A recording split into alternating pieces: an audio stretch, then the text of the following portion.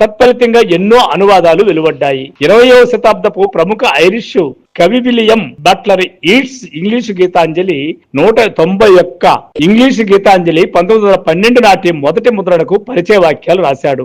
రవీంద్రనాథ్ ఠాగూర్ బెంగాలీలో రాసిన గీతాంజలిని పలువురు తెలుగు కవులు రచయితలు తెలుగు భాషలోని కూడా అనువదించారు. ముఖ్యంగా వాటిలో గీతాంజలి కవిత గుడిపాటి వెంకటచలం గారు రాసింది. గీతాంజలి రాయప్రోలు సుబ్బారావు రాశాడు, కెవి రమణారెడ్డి రాశారు, ఆదిపూడి సోమనాథరావు రాశారు. బొమ్మకంటి వెంకట సింగరాచార్య కూడా తనదైన శైలిలో గీతాంజలిని తెలుగు చేశారు. రవీంద్రుని గీతాంజలి బెందాళం కృష్ణారావు కూడా తన స్టైల్లో తాను రచించారు. రవీంద్రుని గీతాంజలి చిలుకమర్రి రామానుజాచార్యులు, మువ్వల Subbaramaiah, Nagaraju Ramaswamy, Kongara Jaggayya, Sankarambadi Sundarachari, బెజబాడ Gopal Reddy, Bellamkonda Ramadasu, దుర్గానందు, పూషి Krishnadas, Rupanagudi Narayana Rao, Amarendra, Mosava Chinnappa, doctor Bhargavi, Sivaramakrishna, doctor Velchela Kondalarao, Vishwaputrika doctor Vijayalakshmi, D Hanumantharao garu, ఇలా ఎంతో మంది. బహుశా తెలుగులో ఇతర భాషల నుంచి వచ్చినటువంటి ఏ గ్రంథం కూడా ఇంతమంది రచయితలు రాయలేదంటే ఆశ్చర్యపోలే అవసరం లేదు.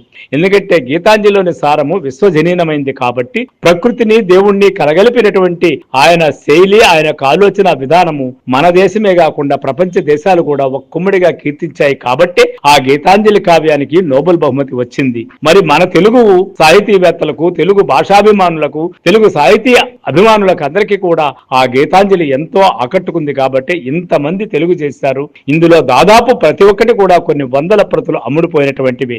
ఏది నిర్లక్ష్యానికి గురి కాబడినటువంటి అద్భుతమైన రచన గీతాంజలి. రఘువర్మ కూడా గీతాంజలి రాశారు. ఆదిపూడి సోమనాథరావు గీతాంజలి మొదలైనవి పేర్కొనదగినవి.